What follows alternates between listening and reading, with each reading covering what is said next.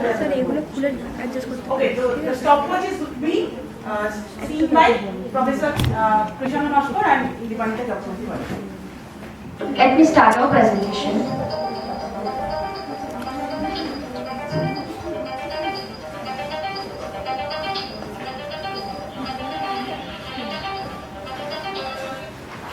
Inspired from the words of our famous scientist Albert Einstein, who says, "A man who never made a mistake, never tried to do anything new." Myself, Shushmita Shaha, on behalf of my team Talos, would like to wish a very good morning to my respected teachers, my classmates and my juniors. I'm here to share our presentation, and our topic is Artificial Intelligence, Understanding the History and Philosophy behind AI. We all know that human brain is the most important part of our body. It works every day in the most smartest and intelligent way. So what if we can replace it by some blessing of today's technology? Interesting, no? Yes. In computer science field, artificial intelligence has become a system of computing that aims to mimic the power of a human brain. Now, let me introduce what our AI presentation briefly contains. Concepts, goals, types, history, recent trends, challenges, future, philosophy, and its pros and cons. So what actually defines the artificial intelligence? Well, John McCarthy, who is an American computer scientist, defined artificial intelligence in its own way by saying that it is basically the science and engineering of making intelligent computers, especially intelligent computer programs. So, in general terms, we can explain artificial intelligence is a way of making any computer, software, or any robot to work intelligently in almost similar manner as our human brains do. As we can see from the presentation, artificial intelligence is composed of two words. Artificial, which means man-made, and intelligence, which means thinking power. So, AI means a man-made thinking power. From the words of Stephen Hawking, he says, "The risk with AI is not with its malice, but with its competence." So now let us take a look on how we can accomplish some of its goals. First, we need to create some expert systems which exhibit intelligent behavior so as to demonstrate, explain, and advise its own user handlers. Second, to implement human intelligence within machines, we need to create some systems which understand, think, learn, and behave like human beings. Now, we'll take a thorough difference between the two categories of AI, that is, strong AI and weak AI. Under strong AI, first point, it includes deep learning, which duplicates a human brain in all purpose and is ready to perform any intelligent job. Under weak AI, it involves machine learning and recognizes a certain pattern from the jobs that are already organized by the computers. Second point, under strong AI, machines can have a genuine understanding with each other. Under weak AI, second point is, no claim is made about the ability to understand. Now, I will hand over to my next teammate.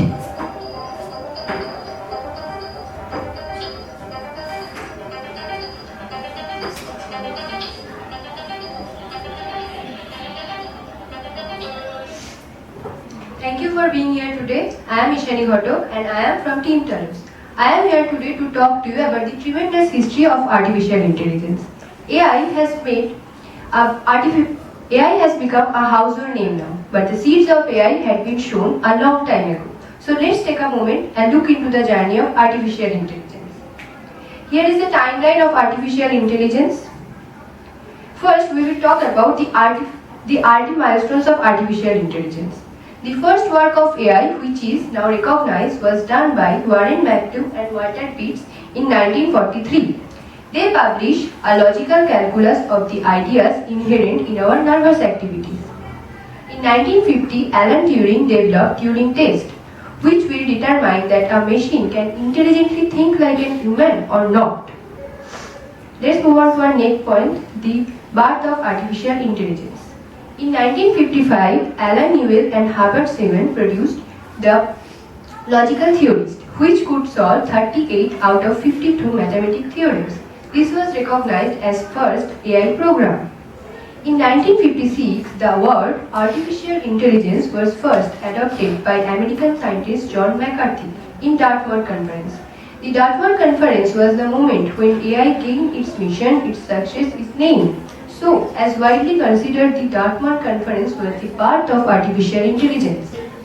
Let's move on to our next point. The years after Dartmouth Conference were the era of discovery.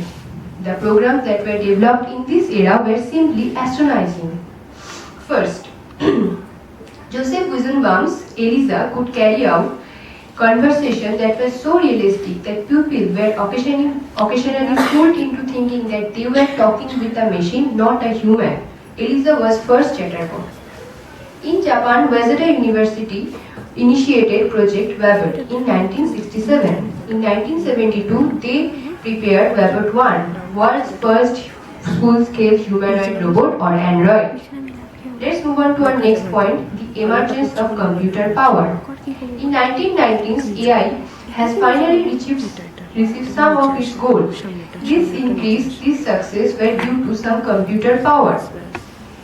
In the year 1997, Deep Blue became the first computer chess playing system to beat the reigning competitor Garry Kasparov. In 2002, when iRobot launched vacuum cleaner Roomba with AI activities which could sense walls and can avoid stairs. By the year 2006, companies like Facebook, Twitter and Netflix also started using AI. This success were not due to some revolutionary new paradigm, but because some tedious engineering skill and an increase in computer power. This can be measured by Moore's law, where it predicts that if every part 2 years the computer power and capacity increases. Our next point is artificial intelligence 2010 to present. Our current decade is immense for AI in innovation. In 2010, IBM's Watson won Jeopardy, a quiz show, where it had to solve complex questions as well as riddles. Watson could understand natural language so well. In 2012, Google has launched Google Now, where it can provide information as a prediction. In 2014, chatbot Eugene Goodspan won the competition in infamous Turing test. In 2018, Project Debater of IBM debate on complex topics with 2 master debaters and performed extremely well. Google has launched in that year Duplex AI, which was a virtual assistant which had take hairdresser appointment on call, and the lady on the other side couldn't recognize that she was talking with a virtual machine, not with a robot. Next, move on to our next point, AI winter. During the span 1974 to 1980 and 1987 to 1993 were the years of AI winter. In this time, AI was critically criticized and was faced financial setback.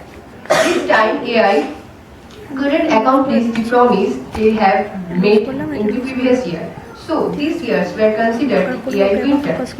But now, AI has lifted to a remarkable level. The concept of big data, the deep learning are trending like a boom. The future of AI is so inspiring and will come with high intelligence. Thank you. Now I will hand over to my next teammate.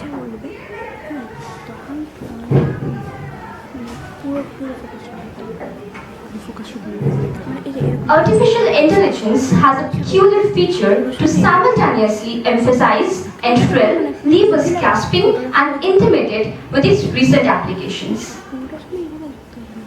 First, AI is used in robotics. Robotics is generally deals with the science and it helps to make mechanical humans. AI give robots a computer vision to navigate, sense, and calculate its own understandings. It is always defined to perform certain jobs from humans using machine learning, which is again included in AI. So AI has basically played a major role not only in industrial productivity but also in its cost efficiency. Second, AI in space exploration. AI has positioned itself as a game changer in space industry.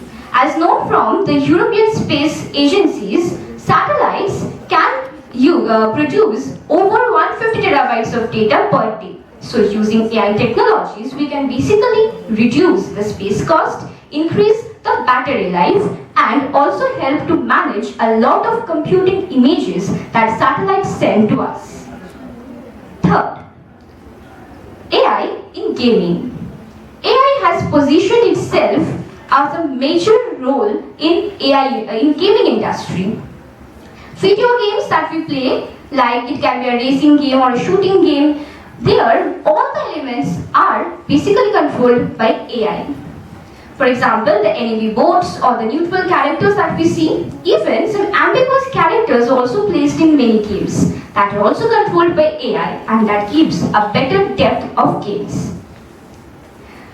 Fourth is AI in chatbots. So what is a chatbot? It is basically a virtual assistant that controls all the appliances we use at home. We are quite familiar with the terms like the Cortana, Amazon's Echo, and Google Duplex. Chatbots, along with these AI powers, have basically made our interaction more. It is always ready to answer any complex questions that we ask to them. It makes our interaction more interesting and lively. Now coming to the challenges of AI. First, AI-human interface. With the development of AI rising, business lacks skilled professionals which cannot cope up with this technology. Second, high expectations. Not everyone understands the proper functioning of AI and always expects more functioning. But we need to understand that AI can perform only a limited task. Third, software malfunction. With machines and algorithms controlling AI, it is quite difficult to detect the errors and malfunctions happening inside.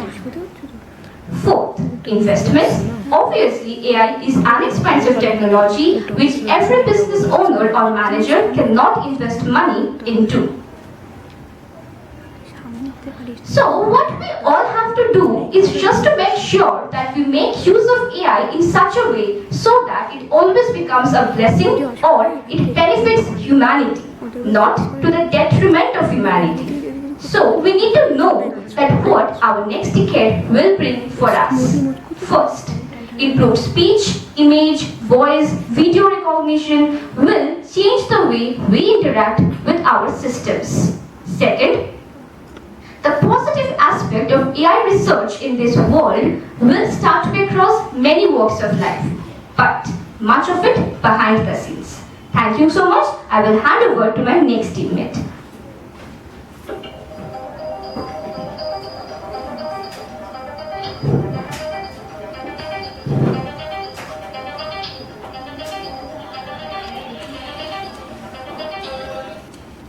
Good morning everyone, I am Sanjana Poddar, another representative of Team Talus. Why I am here? I am here to apprise you of some of the philosophical aspects behind AI. Now let's begin with the first question, what is philosophy of AI? It is the field of study that deals with the question whether AI is possible or not. In other words, whether is it feasible to build a thinking machine is the main topic of interest here.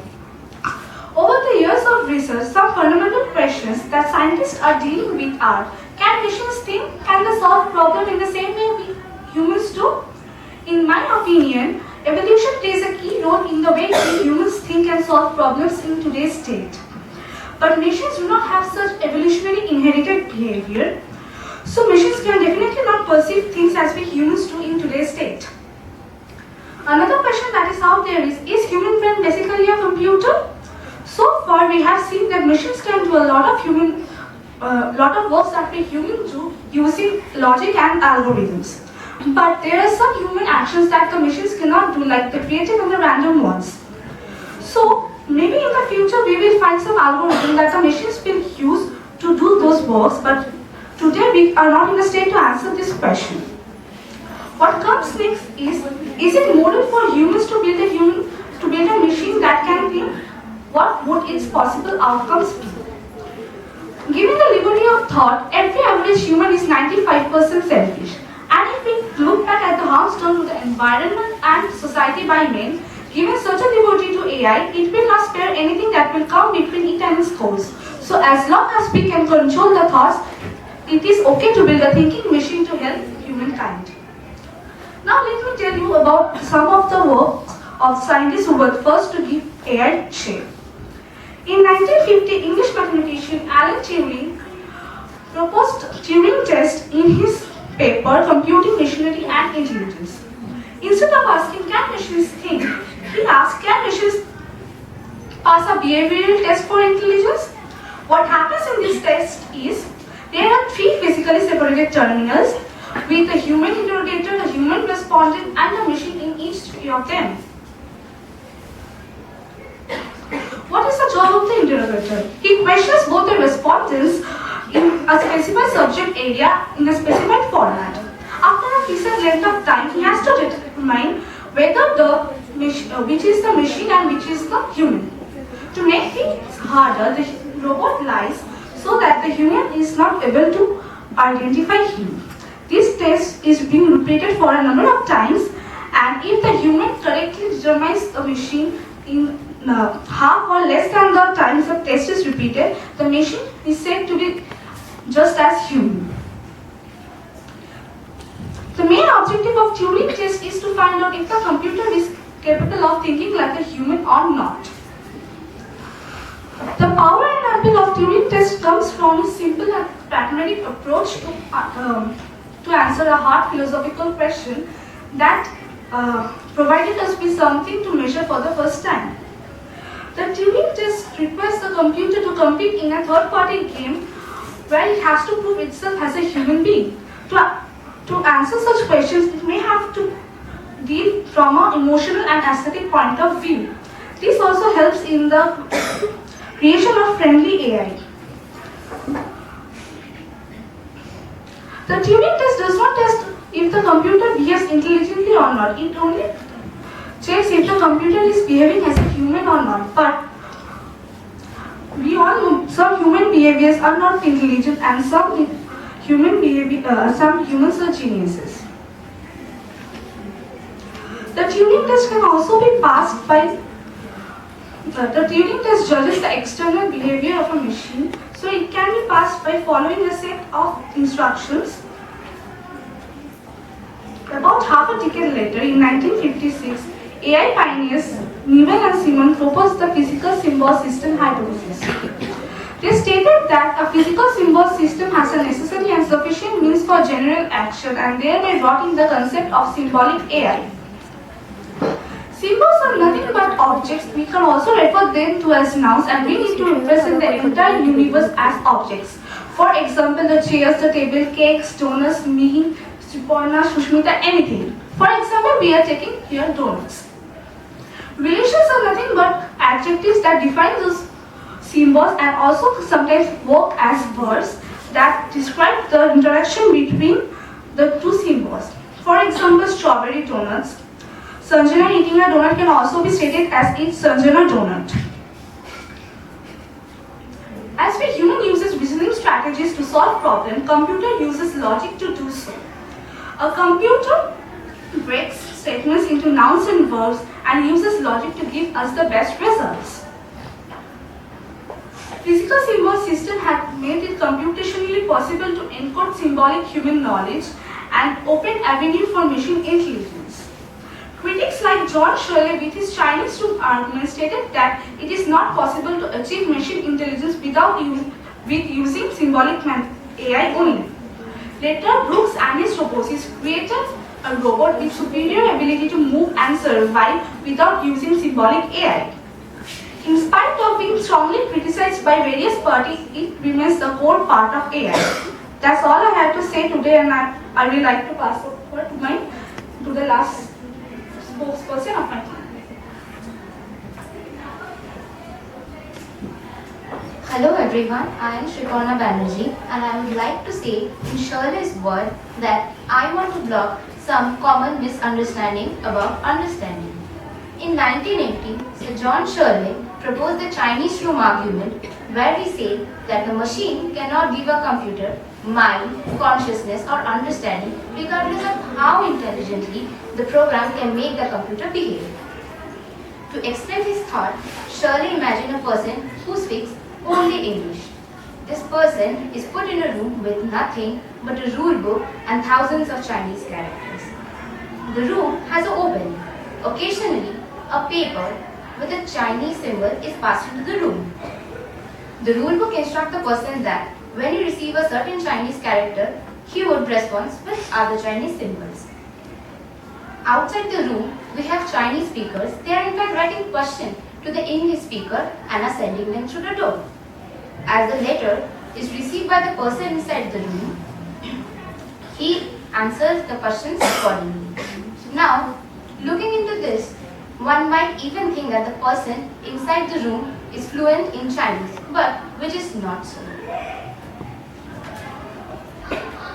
The Chinese room is primarily an argument in the philosophy of mind and is again strong in it. Now, there are numerous objections against the Chinese room argument.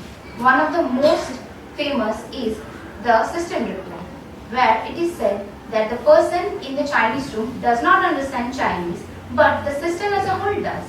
Shirley's reply to this was, the person could theoretically memorize all the formal rules in the rule book and then could, but the system as a whole is then just comprises of only one element, that is the person himself.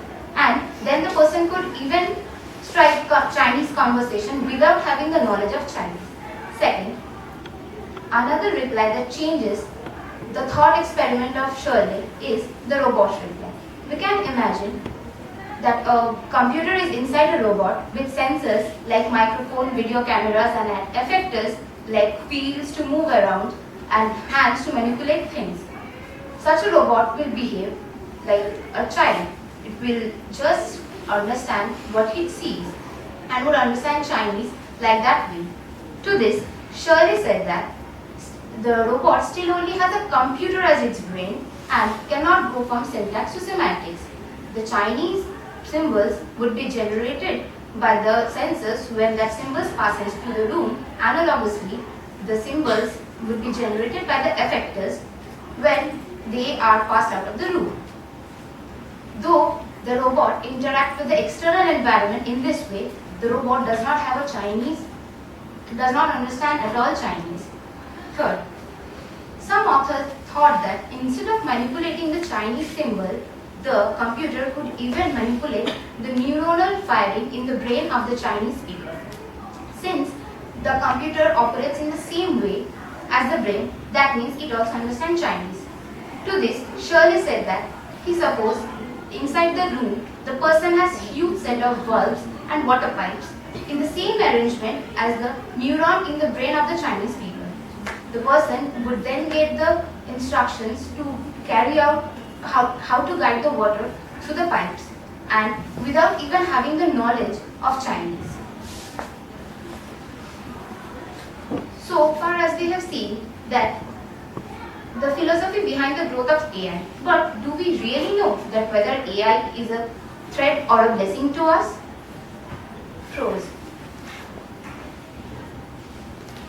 To aid is human, so why not use AI? From lapses in concentration to simple errors, even the best of us are prone to errors. In case of machines, as the decisions taken by machines are based on previous data and algorithms, the chances of making error reduces. Tireless, selfless, and with no breaks. Unlike humans, machine can work for consecutive hours without even compromising on the quality of the jobs. Right decision making. The complete absence of emotion from a machine can make it to take right decision in a short span. The best example is in healthcare, where AI are used for detecting cancer risk and neurological diseases. Smart technology. The most popularly used AI which we use in our daily life is Google's voice search, OK Google and Siri for Apple devices. Now, the cons of AI. Expensive implementation. Though AI enhances productivity, providing efficient result, but they are quite costly. Job losses. It is quite possible that AI will replace low-skilled labor, since a machine can work 24/7 and the industry would prefer investing in machine compared to human. Robot bosses. Since the dependency of human on machine has increased nowadays, so it would become difficult for humans to do any task without the assistance of robots. Creativity is not the key of AI. Since AI are programmed to do the things they are already trained in, relying on the machine to adapt to new environment, be creative and think out of the box would be a big mistake. Conclusion. In short existence, AI has increased the understanding of the nature of intelligence, because if a machine could pretend to be a human, that means it can be considered as intelligent. Moreover, AI has surely entered into every areas of our life, and some experts even think that AI can do anything that a human does, but even in a better way.